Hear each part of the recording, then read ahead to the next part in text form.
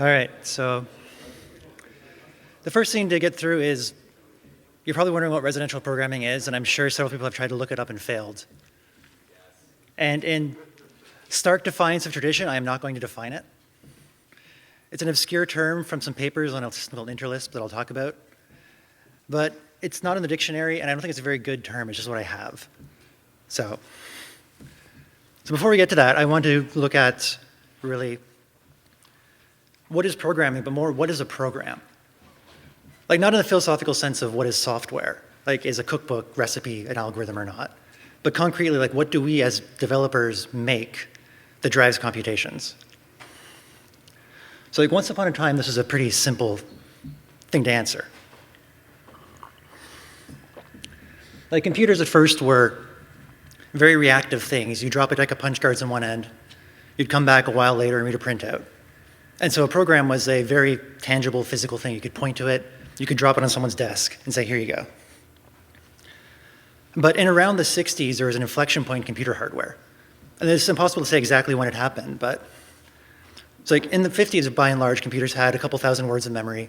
You couldn't fit an entire compiled program into memory, so you had to compile into very small pieces and use a linker to dynamically load and unload the bits to keep as much space free for the actual working program as possible. And so even by 1966, the PDP-10 had 256K words of memory. So it was already possible to store not just a compiled program in memory, but to have the source code of a fairly modest program entirely in memory, all at once. And this enabled something fundamentally new. When you have the source code of a program in memory, you can change it with a teletype. You can recompile it and run a brand new program without ever punching a new hole in a new punch card. Right, so now programs are actually purely information. And a lot of things change when you do this. So there are a lot of initiatives going through the 70s, like BBN Lisp and InterLisp and Smalltalk, that came up with a lot of new ways to conceive of how programming works. So InterLisp in particular is a very interesting project because it shows all the lineage of really our modern IDEs comes from InterLisp. But there is a catch. Computer hardware still wasn't cheap enough. So InterLisp ran on a PDP-10, and nothing else ran on it with InterLisp. So here you have a multi-million-dollar mini computer devoted to one program. And very few people can actually justify that kind of a cost. So when DARPA stopped funding AI projects, that initiative sort of failed. Now, it sort of forked and lived on, because if you look at Emacs and Slime, you can see the direct lineage of InterLisp's features. And like the language itself is one of the precursors of Common Lisp, like one of the many languages that came together to be standardized. But then this breaking apart of the editing environment from the language, I think was the point of failure. So today we've sort of settled on this paradigm where source code is a tree of text files. Right? And this is not even an assumption, it's an ideology. Like our build tools expect a set of files on disk that they can read in, do something, write new files. Next step reads those, does something, writes new files. And our compilers in our languages expect they're intertwined with the file system semantics. Like what happens if you misname a Clojure source file? If the namespace doesn't match the file name, or if you use a hyphen instead of an underscore, you get a file not found exception. And so, how do I put this?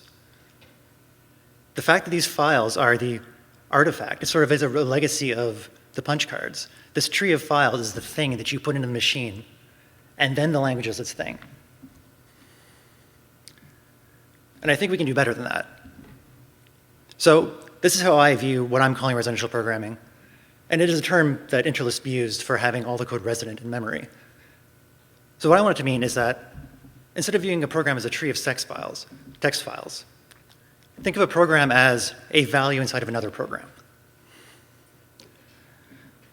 When you start to think of it this way, a lot of things in your perception start to change about what programming really is and what we're doing on a daily basis. But one thing in particular that really stands out is that now the source code of a project is a shared global variable. Not between processes and threads, but between the developers and the project. All right. Everybody in your project is changing the same code base, and they're often stepping on each other's feet. And the language itself can't do anything about this because the language doesn't start until after the source file has been saved. Right? And so the biggest problem with shared mutable state is coordination. Right? Imagine you wrote a C program where you allocate a block of memory and you pass it off to 6 different threads, all of whom think they fully own it. What's going to happen? Anyone? Absolutely anything. You have no idea what's going to happen. And you can't. So think of it this way. Imagine that you're developing code in a team, and instead of using something like Emacs or any other IDE, you use Etherpad or Google Docs. And everybody's writing their code, and everybody's code is updating in real time, and you have everybody's latest changes all the time. You have the latest version of every function constantly. You never have to merge, you never have to wait for people. Does this sound great? Has anybody ever tried this out of curiosity? Yes.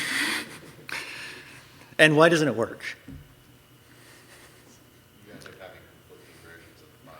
You have to figure out how to merge them anyway. The code will never compile, yeah. At any given time, somebody's in the middle of typing something. And so you have to continuously coordinate if you work this way. And continuous coordination just has too much overhead. It's like, we know this. We know that writing source code takes coordination. There's a whole field of process, like agile methods, Kanban and Scrum, stand-up meetings. We have tools for this. And I can't really get into this topic of it because that's a huge topic on its own. So I want to go through an example of what happens when coordination fails in writing a program. So here is the most trivial example of two developers stepping on each other's feet. So you have a master branch, a working program, which has a function that doubles something called f. Now in branch A, Alice makes a new function called g, which calls f and gives it a different argument. That's fine. At the same time, Bob makes a new branch, and he decides he doesn't like f. He's going to change f's signature, make it more powerful, make it better. Maybe there's a good reason for that. And when you try to merge these branches, that's fine. They're textually disjoint diffs. They're going to merge. But the code's not going to work. And it's not going to work. Oh, here's a better picture to show why it's not working. Oh, sorry. So it's important to remember that in Clojure, all these top-level things you define are vars. They're references. They're things you refer to by name that get dereferenced later on. So in your master branch, you have a thing called f, which points to a function body, which doubles whatever it's given. And Alice makes a new var called g, which points to a different function body, which refers to an f. Now that f she's referring to is this name, this pointer. But when does she see what that thing means? Like what does Alice think f is? She thinks f is the source code she saw when she was developing. She went to look at the source and she saw that it's a function that doubles things. But when does her code actually get an f?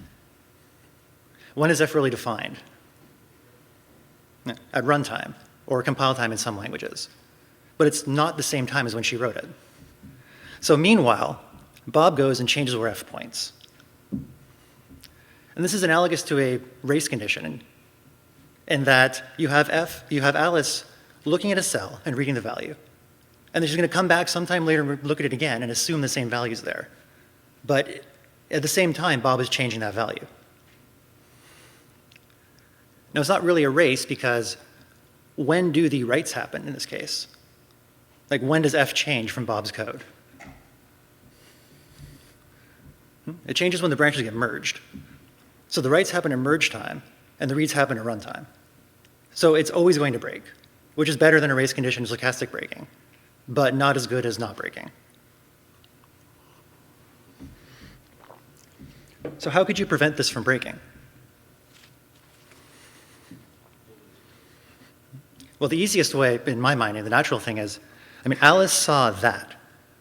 Alice saw that f is a thing as a function body. She saw what the value of f was. And if you could read that value, if you could dereference that pointer at save time or at publish time, then nothing Bob does could ever change what Alice's code means. it becomes impossible to step on someone else's foot. It also becomes impossible to step on your own feet from the past, which is something I do a lot. But this is surprisingly hard to do. Because what is F inside of G? This F in the pink circle. Sorry, this. It's a character. It's a Unicode character in a text file. It doesn't have a meaning until the compiler or the analyzer see it. So you could write a set of tooling which analyzes the code and dereferences these things and writes a new code to Git, like a Git hook. And that could probably work. But I think there's a much simpler way to go about this. I think if we go back to what I was saying at the beginning of code, looking at code as a value in another program, all of a sudden in the outer program, in the programming environment, the code has a structure. It's an object in memory. It's no longer just text. So the editor knows what F is. And it can dereference the pointers when you want it to. So they always point to what you think they should mean. And one thing you have to do here is if you look back one slide, see when F changes, we want Alice's code to point to the old version of F. And that means we can never throw away old versions of functions. So right now when you merge two branches in Git, there's sort of two things happening at once. You get both histories of changes, but you have to choose one canonical snapshot of now. If there's two things that have the same name, you have to pick one. You can't keep both. But if you have an editor which has the code, it can just keep all the previous states of the code as they change. Because now your code is a controlled object. The edits to it are done in an environment you can actually reason about. They're not outside of the language anymore. And this environment can also impose coordination, impose like limits on coordination. And when can you change things, what kind of changes can be made, and you can force you to kind of reconcile changes when it matters. But there's an even better way to do it. You can structure the code in such a way that this coordination is almost unnecessary. Okay, before I go on, I want to talk very briefly about a language called Unison, which is, it's a very new language, and it's a very ambitious language, a lot of new ideas. But the one that really matters here is that one of its primary goals is to be an elastic distributed language and send computations across the network arbitrarily. And to do that, as we saw, if you heard the Spark talk, you saw, or if you ever tried distributed computation, you know that probably the biggest problem is knowing what code is running on which server. Because you ask for like f of x, where does it find f? It's going to go and look in its current code base, and if f has ever changed, you're in trouble. So instead, Unison doesn't use names internally. It uses hashes. So everything is referred to by a hash of its value. So when you send a computation to another node, you send it like ABC123. And then it can look up that hash in a global table of code and always run the correct function. But as a consequence, since you're not embedding names in your code, the code's no longer, the source files just aren't a good fit for Unison. Because Unison stores the code in a Merkle tree as a structured object. And so I've stolen a few ideas from Unison, and not the least of which is the idea that I might not be crazy thinking about this, because it actually works for them. Okay, so here's my proposal, which takes a lot from Unison and is slightly different. So I'm going to define a snippet of code to be anything you would normally put in a var, a top-level thing. But that top-level thing has to know what it depends on.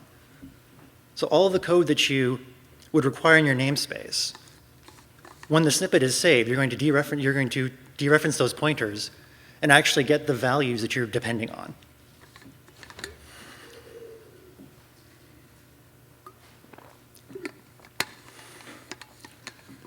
So these snippets are immutable.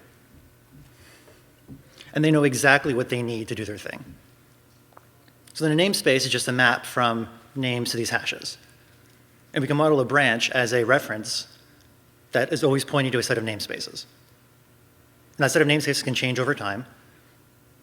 And as long as it keeps history and changes atomically, then we can have this great property that all of our merges are actually accumulative. So the set of snippets, So here I said it's a hash table, but it's a hash table where the keys are the hashes. So it's really a hash set. And so we have a set, which we are never removing things from. We're just merging sets together forever. And these merges, so they're idempotent, they commute trivially. So this is a very trivial kind of CRDT. And we know that however you bring code together from multiple sources, this set of snippets will only ever grow and it'll always have everybody's code. You'll never lose code from it. And the set of branches, if you namespace the namespace is by the branch name.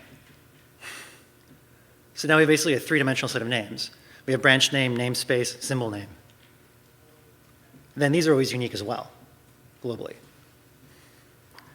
And if you add time to that, so you have branch, add time, namespace, and name, you can take all changes ever made and make one big ball of code, which is everybody's code for the past of eternity. And you can just get it all, and nothing breaks, because you're pointing to things by value. And now, up to this point, you actually need to coordinate it all, because you can grab everything without worrying about it. But at some point, you're going to have a new version of your program. You're going to have to decide, like, what is F and what is G? If I'm shipping something to a customer, I want to give them an API they can look at. So you need a build master to go through the code and say, okay, we're going to take Bob's F, and we're going to take Alice's G, and we're going to take Carol's H, and this is our API. And so that role of a build master becomes actually critical. It's no longer an implicit thing that you can kind of like gloss over with PRs. You need somebody to go through and decide what your canonical version of the software is. But even if you never do this, all the code still works that was there. It's probably better if I show you an example.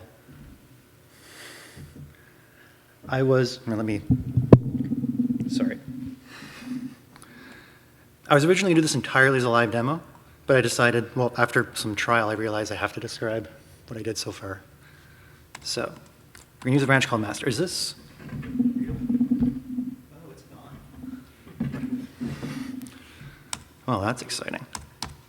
Can you see it? Can you see the, nah. Am I cut off? Yeah, so I lost a bunch of characters on the left. That's exciting. Let me,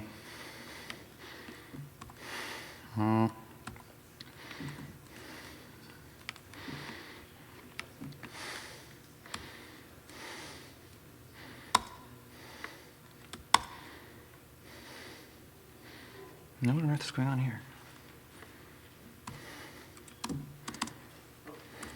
Yeah, just pretty much just spaces on the left. That's not a good solution.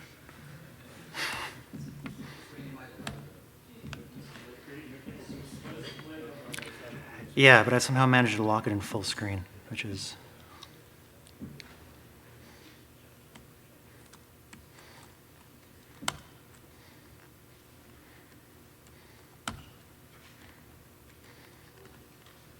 There we go. How's that? Is that readable? Okay, awesome. I don't think I need much more screen than that. So we are going to make a new branch.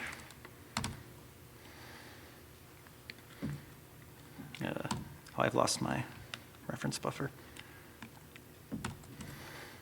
So a branch is really just a list of names and a set of pieces of code that you've defined over time. So if we not use, sorry, this is kind of low to type in. I should have accounted.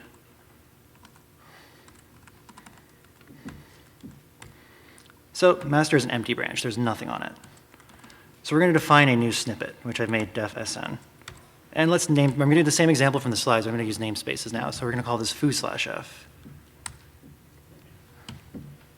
And so foo/f is a function which takes an argument and doubles it.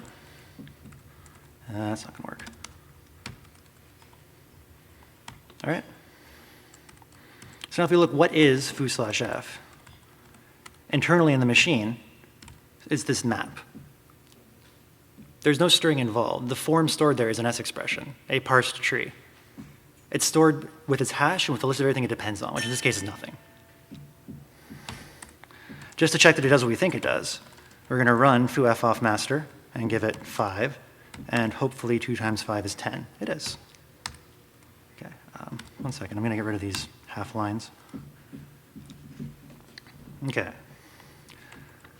So now we're going to say that Alice decides to fork off of master, making a new branch Alice. This API is very ad hoc, so if you have complaints, I hope you brought fruit. All right. So Alice decides she wants to make a new function called Fuji. And this guy is going to take an argument, x, and it's going to call f on inc x. But now, here, what is this f? See, if we just go to a namespace global import, then this f has to be the same thing for everything in the file, which you might not want. You might have a very large namespace that you've been working on for years, and you make a new function that you want to depend on the latest version of the API. But you don't want to break the rest of the file. You just want this new API for this one function. And that should be possible. So here I'm going to scope the imports to each function. So, oops, f is just foo/f. Here. And if we evaluate that and we look at it, Fuji. So here Fuji is another map. It's got a tree of code and has a dependency. It depends on f, but the editor resolved what f is when I saved it. So this hash here, this is what I'm referring to. I'm not referring to some name that's going to be evaluated later. I'm referring to an actual piece of code that I saw when I was developing. Specifically, this one right here. So I got to delete that because the f's not defined and it'll break my evaluation. All right, so Fuji does what you think it does. Well, I think. Let's find out. Yep. So what do we get? Hopefully 12. Good. All right, so now let's say that at the same time, Bob is going to overwrite f, because Bob really doesn't like f. And he's been working against it for years, and it's just really bugging him. And he's got his boss to sign off on it. And finally, today's the day that f becomes better. I evaluated this right, yes, okay. So f needs 2 arguments, obviously. 1 is just not sufficient. And it's going to be, I think this is what I had in the slides. All right. So this is great. I should put that in the code base. So once you evaluate a piece of code, it gets saved into the code base. And if I don't evaluate it, everything's going to not work for me. So if I try to run this on Bob's branch, foo/f, f, and it needs 2 arguments now, I give it 5 and 5, and it should give me 15. Yeah. Okay, but at the same time, don't forget that foo/f is still there on Alice's branch and on master. And that's going to fail because this takes 1 argument here. So here we have all the versions of the code ever made. And we can actually just literally combine all the branches we've seen so far. Master with Alice with Bob.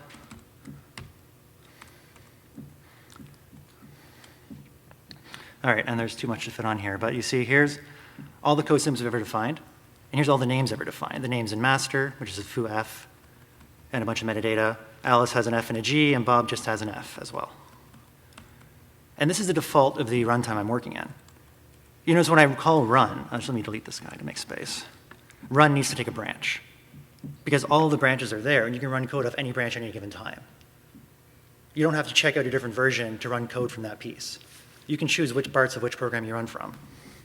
But if you really need to collapse branches, if you really need one branch that everyone has to work on, then this is a pretty trivial way to do it. It literally just merges from the left to the right, so Bob wins. And well, I'm going to define this.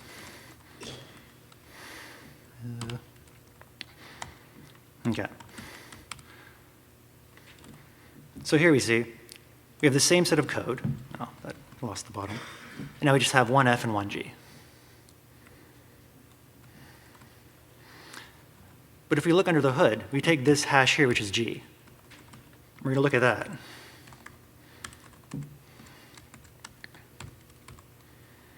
All right, so this g depends on this hash again. So the fact that we changed f in this collapsed branch has no effect on G whatsoever. G is going to call the code it used to call. Oops.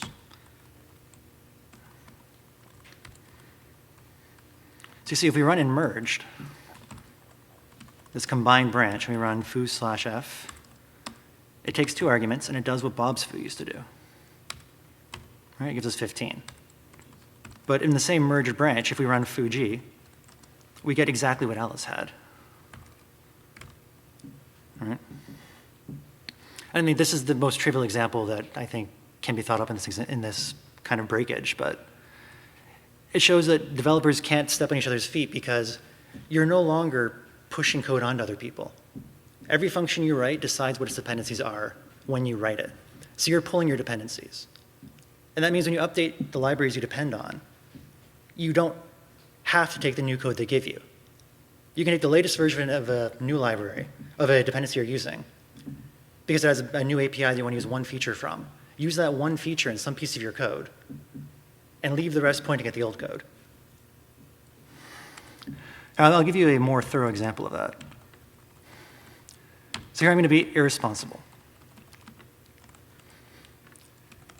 Because honestly, I think in a very hand-waving, abstract, kind of vague manner. And I think most people do. Like, we're not computers. We don't think in absolute precise terms. And so we need to be able to quickly change large swaths of code and sort of experiment with new ideas and play with sweeping changes. But at the same time, we shouldn't be able to change code that we didn't write or that we forgot we wrote.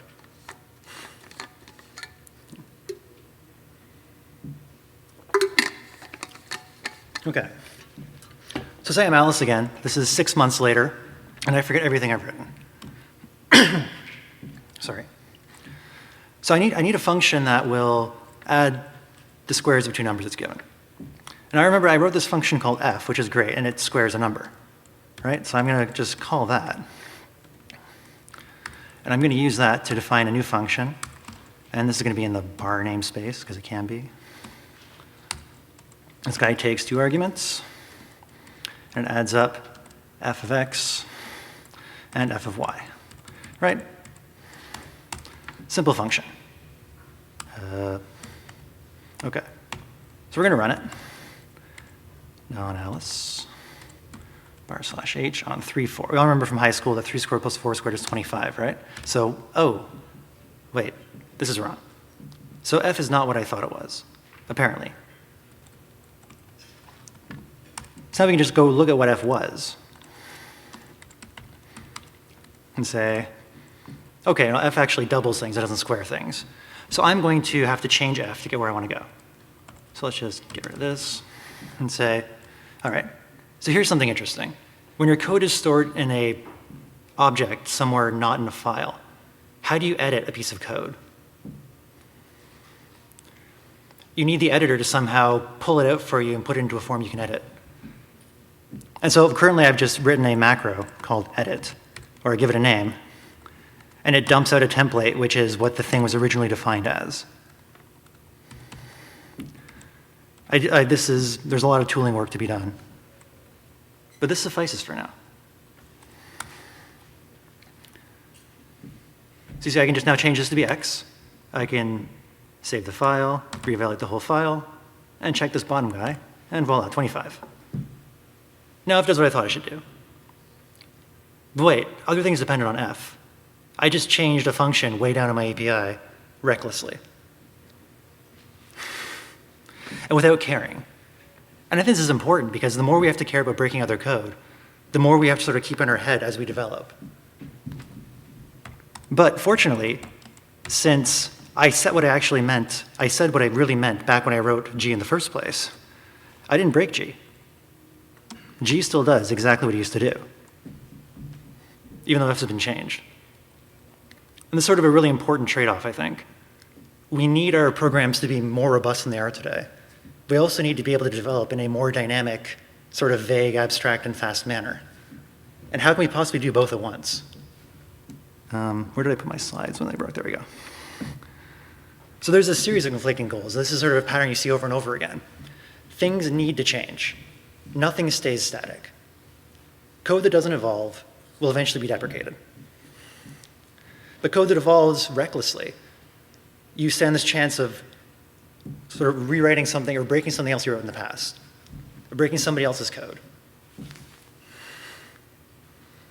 And I mean, to be kind of cynical, if you want to maintain an open source project, you have to stay up to date. You have to be current. You have to use new technologies, and you can't sort of, once projects start to become perceived as old and stodgy, attracting more contributors becomes hard. But that's no reason, you really can't justify breaking old libraries and old dependencies just to stay cool. So this is a possible way to have both. I don't think this is the best way. It's a proof of concept that sort of works.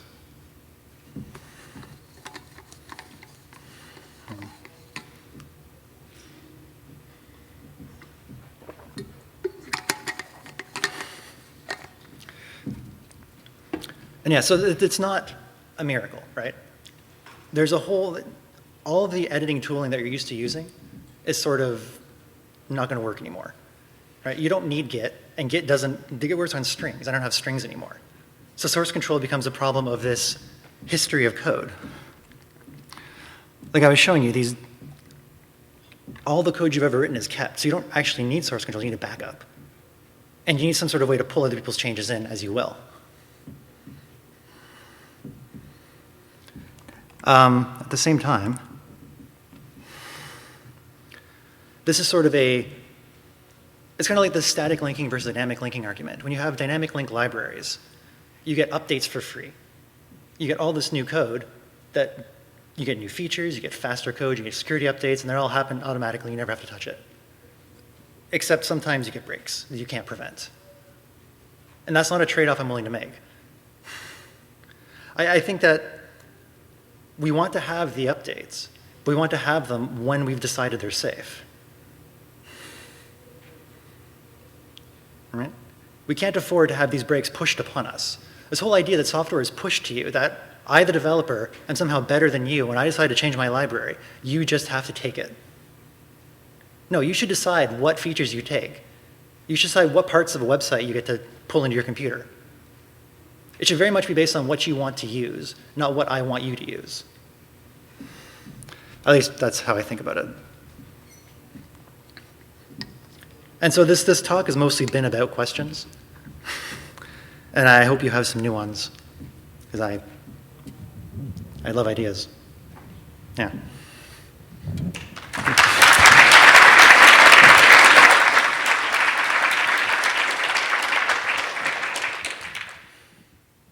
Yeah, there's a mic coming. Yeah. So when you did the edit one, so did it change the in the database, or so was that mutable, or did it create a separate reference to another SHA? So what edit does, this file, this is just a text buffer. It doesn't have anything to do with my code. So what edit does is it's a macro that goes into the database and grabs out the form that was used, all the information, and recreates the form that would have been used to evaluate it. If I reevaluate the form it gave me in the first place, nothing will happen because the ads are idempotent. It's already there. If I change it and run it again, I will get a new snippet with a new hash, and it'll just move the namespace pointer over one, or the branch pointer over the new name. So in practice, in the database, you still have the reference to the older one, as well. Yeah. That's why you can still do the rest of the computation. So Because it points by value, by hash, and the hashes are all there. Yeah.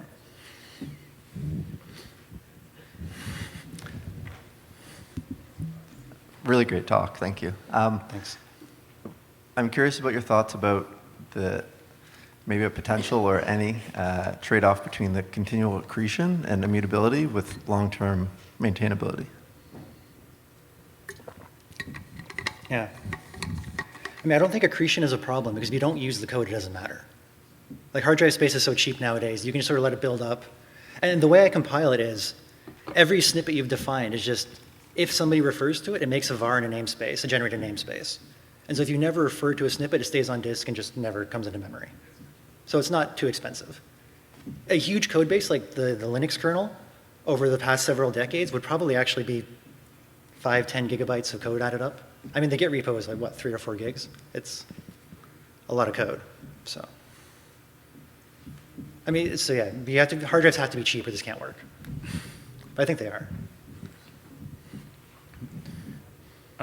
Is the, I'll say like commit environment first class? Like could the application code that I'm writing make use of that? Right now in a hacky way, I haven't really bootstrapped it. I let you refer to the other, like I let the inside residential namespace refer to the outside code, so you can do it. And this is actually the part of a bigger project we're working on, which is like a coordination language. And in that language, you're basically creating dynamic compute graphs that are changing themselves over time. And that's impossible to keep track of if you lose the old versions. So, yeah. Does that answer your question? Or I sort of.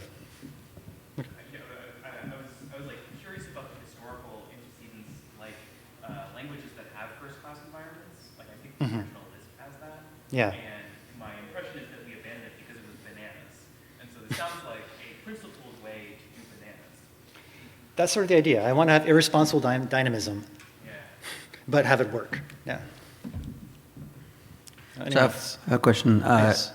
It seems like it's a great idea to think about, but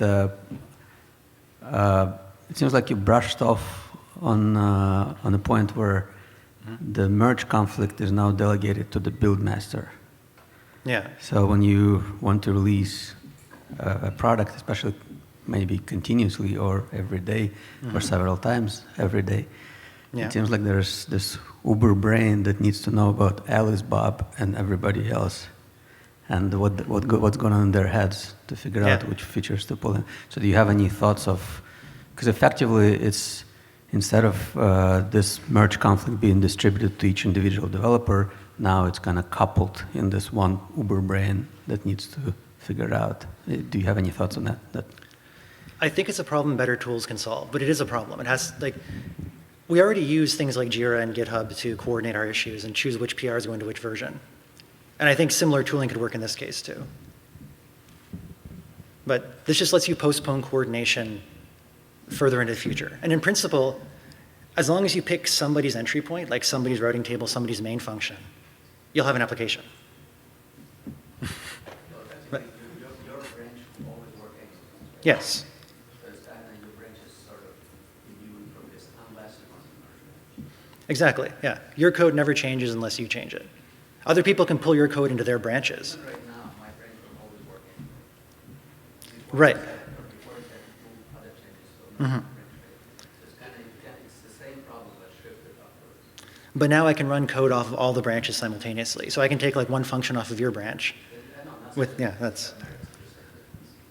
think it's like, it's still a problem, yes. And I'm working on this by myself, so I haven't actually had conflicts to do. Yeah. I was curious, I know you said this is obviously still kind of a work in progress, but sometimes you do want a change to kind of retroactively affect everything else. If you find there was a bug, requirements change, have you given thought to like how that would be handled? Yeah, so I've been trying to think, that is a problem. You do often want to, like often you'll have a top level function, you want to change a piece of it that's like 10 levels down your stack. And so this method here, where I've written this code, because I've redefined foof and I've redefined bar immediately after it, it actually does propagate through that. So everything you explicitly mention, you can propagate the changes through. And sort of like an immutable data structure where you take all the new dependencies and you build up a new immutable piece, and you take all the dependencies that haven't changed and just keep pointing at those and point to the new thing. So I think with tooling you can get this, but you should never be able to change something you don't know is there. Because if you don't know it's there, the chances your changes are good are kind of small. I mean, sometimes it's like just an optimization. And if we had strong enough systems to prove the optimization can't break anything, then that's okay, but those are rare. Yeah.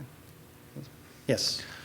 So one thing I saw is that when you create a snippet, it has a dependencies map. Yes. But I noticed when you created foof, it has a dependency on Clojure.core plus, and that doesn't end up in there. This is not bootstrapped, and that is a problem. Right. If this were fully bootstrapped in a full environment, you would have to do the entire language like this. So when you pull in a library, does that just become part of your code base then forever? Yes. Well, I mean, if it's actually immutable, immutable, you can refer to it on some other server. It doesn't have to be on your local disk. You can sort of link to it. But yeah, so you still get the benefits of dynamic linking because you're linking to names which are hashes. So those hashes never change, but you can still refer to them somewhere else and just be confident you get the right thing. Yes. Hey, this was super cool. A question I have is just thinking about this from a kind of deployment and maybe like usage point of view. Think the closest thing in my head is something like Smalltalk, which has had kind of challenges in that space because languages like Lisp, like InterLisp, I assume, based on my experience with older ones, and Smalltalk is the artifact becomes this sort of running image that has this collection of kind of history. That is going one of the through inspirations it. of this approach, yeah. And things of just like in cases like something as large as the Linux kernel of doing something like this, would there be so much usage of historical kind of like descendants that basically at that point you have to start struggling with having every possible version of some core functions in memory to the point you have to start dealing with the memory swappage of that. And also, when you're using it as, say, an API, would you, I don't know if the design of this or with Unison, how do people just get to pick and choose, like, in the history of all Fs that ever existed, which ones I want to use now? Or is there, at that point, when you're talking about a library or something, are you kept to the latest ones or something like that? Right. So I don't know about Unison. It's something I've just looked at for ideas. But in this, all the previous versions are there. So I can get foo_f from Bob's branch from yesterday evening. And these coordinates can be resolved at save time, and you can refer to anything you want. Regarding the kernel, that was a bad example, because I think for embedded systems and kernels, this will probably never be practical. I was trying to think of a very big code base on the fly. But you do get the shared memory benefits, because only the things you refer to go into memory. And if a bunch of functions refer to the same function, it goes into memory once, and you have one thing they all point at. So it's not as bad as it could be. But it's not efficient. Like, it does use a lot more memory than. Yes. Thank you. So that was very illuminating. I have two questions. And the first one is a workflow question. Is the envisioned workflow one kind of like Google Docs that you called out, where we're not committing files to version control, but we are all sort of talking to a database and pulling code and pushing code to that database? What is the sort of collaborative workflow that you envision? The way I envision it is that, you'll be constantly publishing your current version of code. And you choose when to publish it. And then I choose when to grab everyone else's changes. And since those changes can be brought in without affecting my code at all, they can just be grabbed whenever I choose.